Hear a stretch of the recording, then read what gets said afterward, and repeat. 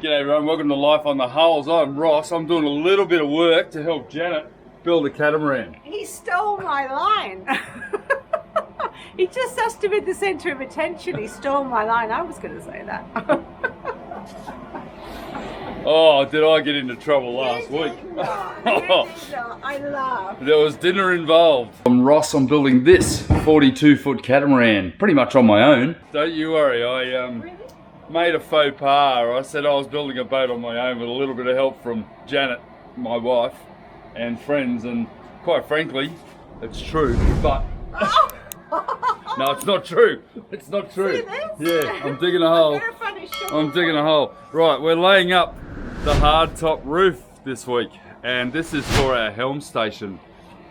And our helm station is exposed. It's a raised helm station, so we need a roof. So this is the beginnings of that roof. So there's going to be quite a lot of work in this, a lot of fairing, a lot of shaping, and I brought Janet in to do a little bit of work. Let's get into it.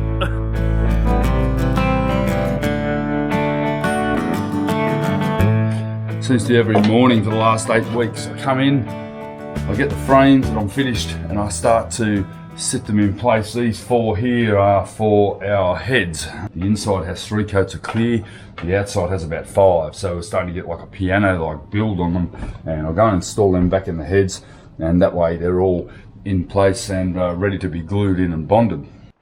For the last couple of days, all I've done is cut holes in the boat. I've cut through in the heads, I've cut through the medicine cabinet surround, the vanity surround, and now I'm actually going to cut the intake, which is a filtered intake for our air conditioning system. This is a large filter that will have to sit here because it's the only place I can actually fit it. It's really the only square edge that I have, and I can't be putting it on a curve, and I can't put it on this space here because that's where our electrical panel was. That's the only place I could actually mount it.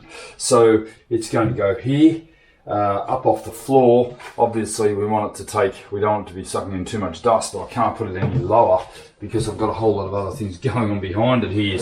So I'll cut that out now, and that'll be one more job that I've done, and we're getting to the point where we're actually seeing less and less dust in the boat, which is just so pleasing because it's been 6 years of dealing with the dust. I'm really over it. It's time to clean the boat up, and we're really heading towards that. I'm just down to sawdust and a little bit of spraying to do, and that's pretty much all the dust done. And then I'll be getting in to do the flooring of the boat a little bit later in the year. And in fact, the doors, I've got the door blanks to do all the doors. All the door jambs are done. We've got a little bit of sanding to do on the door jambs and a little bit of finishing, and pretty much that's all the dust done. So very, very pleased to report that. Our 130 litre freezer unit on the starboard side is ready for a bit of detailing. Now this is going to be quite a complicated process because I have to block it out with some sort of insulative foam, and that could be 50mm foam. I'm going to have to make sure that there are no air voids around the actual freezer box itself in order for this to work. It actually has a panel inside and a compressor that will fit down in there, so there's going to be a need for me to cut a hole there large enough to get the compressor in, and also to be able to service the compressor and all the lines that go associated with that. I also need to consider where the freezer is going to drain to.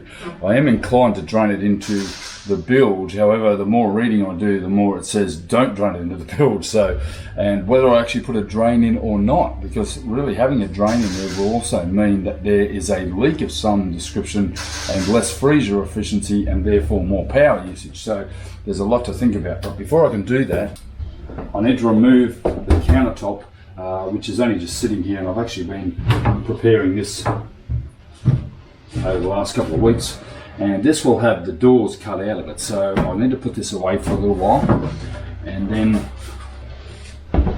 the next job is that this tub, or freezer box, that we actually came with the mold, so we were able to restore that. It's actually been sprayed up and repaired, so all we really need to do is give it a good clean, quick polish, and it's ready for action. The issue I've got though is it doesn't quite fit.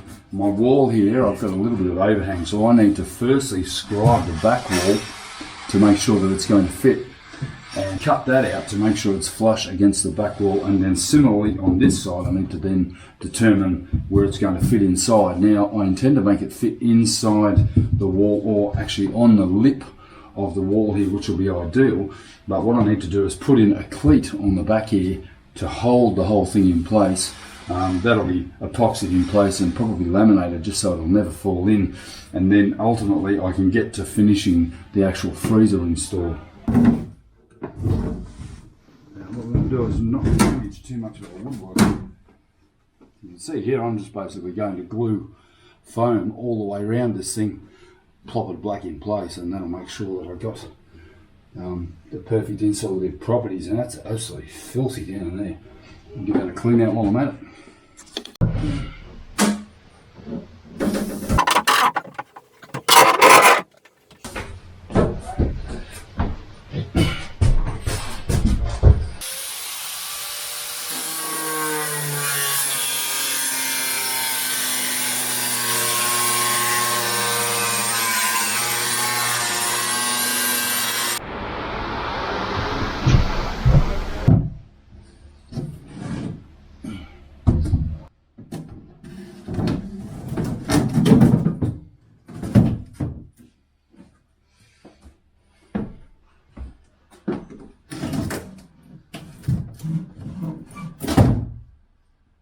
After quite a bit of toing and froing, this is now in position. What I had to do was put in actually 5 cleats around in underneath it, and then I had to cut the actual freezer base down to fit the cabinet, but that's actually now level.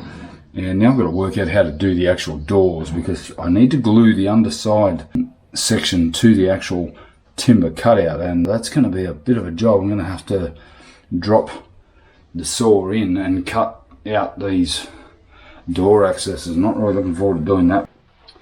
Alright, so there's not much light down here. This cowling is a massive problem. I'm going to have to modify that cowling on the front because I just can't fit it in, otherwise it's hitting the chine of the boat. It's a bit hard to see, but you can actually see this cowling's hitting the chine of the boat here, and I don't want that. I do have a condensate drain down in there to deal with as well. Anyway, we'll worry about that in a moment. Freeze the unit back in and see if it fits in. If it fits over the top of it, then I'm good to go. Every time I lift it, I damage something.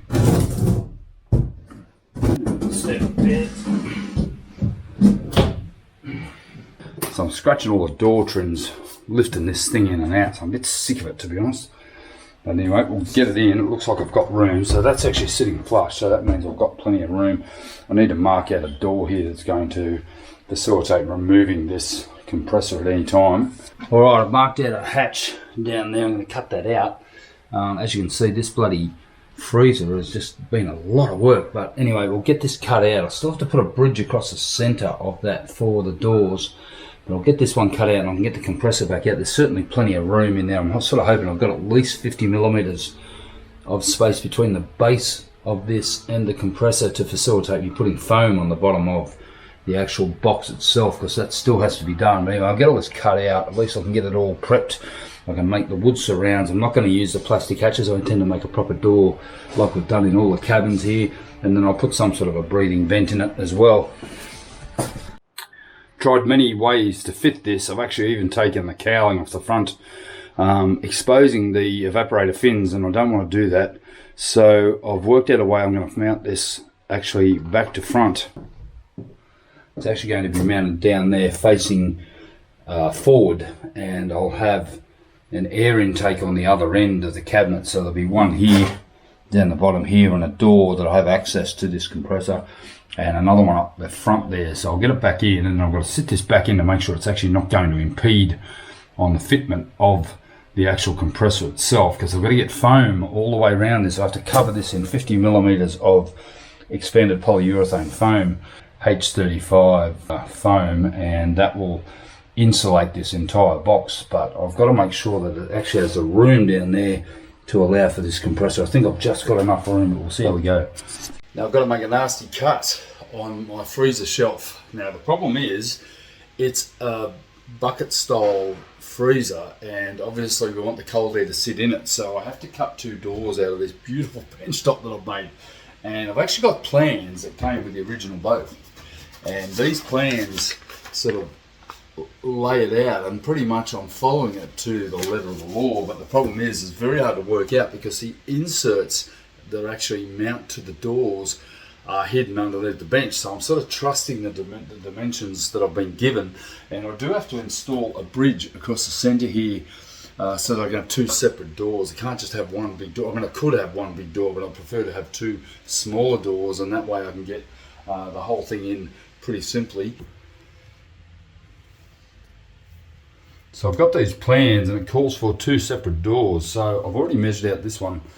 It's 600 by 330, and then the center line of the two doors is about 110 millimeters wide, and then I've basically got another 600 by 330 door to go right here. Now the problem with that is that underneath these actually mount to a fiberglass module that Janet's already made, and it's actually an insert that fits within the confines of the actual freezer opening.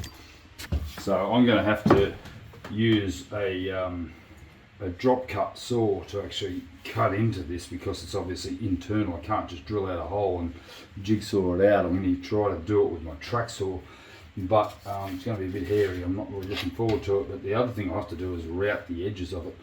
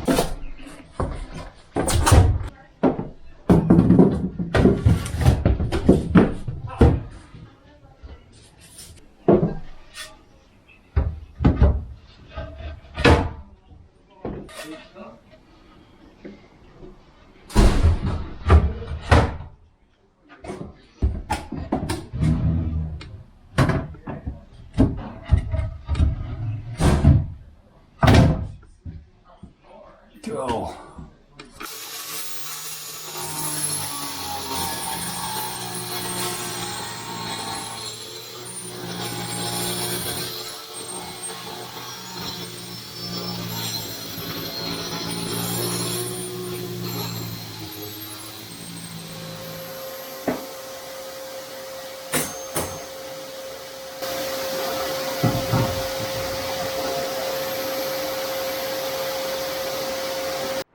Well, it appears we've got a problem.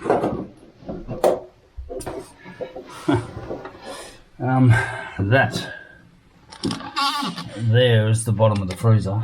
That there is the top of the compressor, which is about 50 mil, maybe 45 mil. So this could lead to a couple of other problems. I may not be able to get it in and out to replace it now that I've cut this hole. However, if I cut some more of the bottom out here and go lower to the floor, it might just give me enough wiggle room just to get it in and out, and then I can put a vent in it as well to allow for some airflow. Alright, the first thing I need to do is modify this base plate. I don't need the wall mount bracket because it's going to be base mounted. Now, it's got a spring-loaded mechanism here that actually holds the compressor in place. It locks onto the feet, but I need to cut this off because it's going to be base mounted. I need to mount it this way, which means that this is facing the wall or the access panel.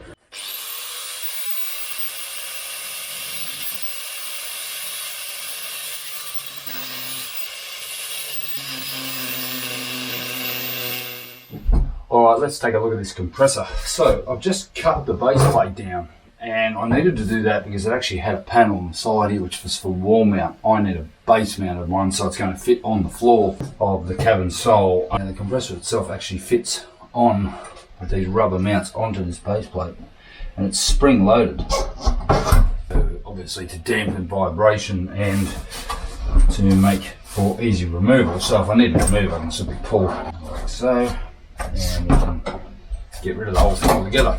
So the other problem I have is the cowling.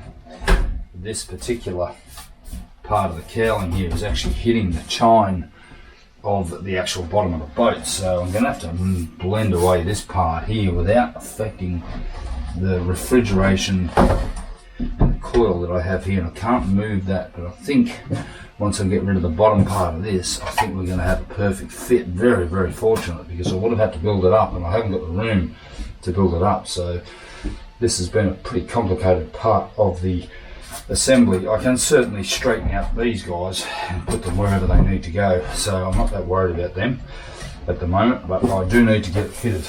I've got the intake here, or the fan, and I need to go to get this in without too much hassle. I'm going to have some sort of surround around this opening, so but you can see here I've got 50mm, which is going to allow for the foam. I'm going to move these, I'll move these to the back. These refrigerant lines, I'll move them to the back so that I can have that go up the wall and into the fridge for the membrane. Alright, my freezer compartment's really moving along, and I've made the surround for the compressor unit down in here. This is obviously still hasn't been glued in, but the door here for the compressor vent down here needed a little bit of modification. So you can see here, this one here has a bead all the way around, obviously to stop the door from folding in on itself, but I couldn't put one on the bottom because I couldn't get the compressor out when I needed to lift it out, and I do need to be able to remove that, clean it, replace it, whatever I need to do. I mean, I do like having a separate compressor on the freezer, but what I've done is I've actually used the original foam, so there's no timber in our boat apart from the wood surrounds around the door jambs and things. Everything else is foam core, so nice and light, and I'm just reusing the foam that I cut out as the door. But what I have to do is edge it with this smaller Tasmanian oak, and then that forms the door. And obviously they look pretty good. I think that actually looks really nice, to be honest, and they do need to be finished, but at least that way, when the door goes in place. But the door itself is going to require a vent in it. So I've actually got the door complete, and that's essentially how that's going to look. But I do need a vent, so I've purchased a stainless double vent, and that'll be mounted in that. And then that should do with the intake of the freezer. I do need to work out where I'm going to vent it to. I probably will put another vent in it somewhere along on the face of it. I don't want it venting into the bilge, because that could, you know, technically create a bit of smell in the bilge. Could actually create a bit of condensation down the bilge too, but we'll see how that goes. What I'll do is I'll just cut this hole out now and mount this vent, and then that will be that job done. Righto, so cut the back out. It wasn't real straight, but it's not really going to matter. It's only a vent, and I'll just screw it together.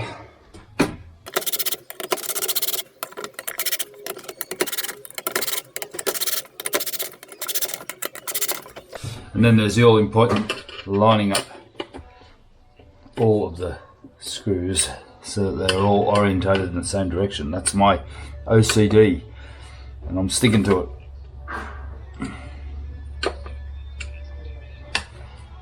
Zach can't handle what I do this. I do it with everything I do. All my Phillips head screws line up.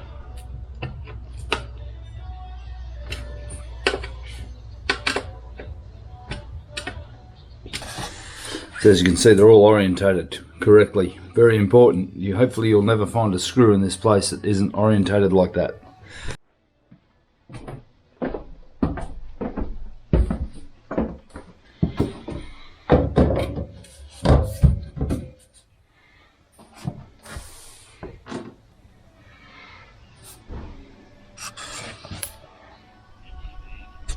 I really think I'm getting the cosmetic side of it for my liking, to my liking and to Janet's liking, and you know, really the amount of work here. I mean, that doesn't have any no more gaps there. That actually looks quite neat as it is. I probably will put a little seam of no more gaps around all these edges. That's what I like to see, the woodwork getting done. I'm removing tape at the moment. Yeah, I've left masking tape all over them. But Janet's putting a clear coat on this. We're going to get probably 2 to 3 coats on these, and that'll seal the wood and stop any warping. And I've got another bunch here that I've made up, and there's probably about 60 of them in total. So I've also got these ones over here. So don't say Janet's not working hard here. We finally got her into work after 2 weeks holiday, and she's been clear coating all these. So these are ready now to form the surrounds of our wardrobe. So pretty happy to get these done. It's a beautiful clear coat, and the nice thing about it is a nice lighter colour. So we've got like a blonde, I guess, colour on most of it. The bead, believe it or not, is the same material, and has come up darker. So that's not so bad because it's not seen.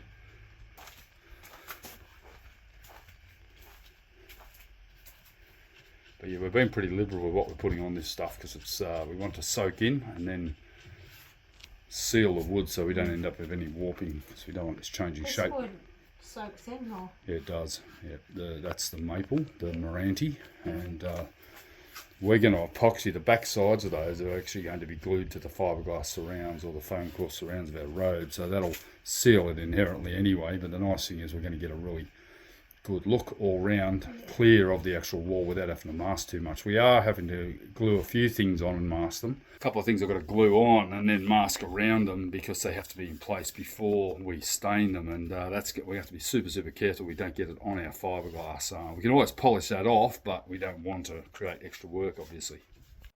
I don't know how many times I've commented that I think I'm finished this room, and then you come in and I'm still not finished.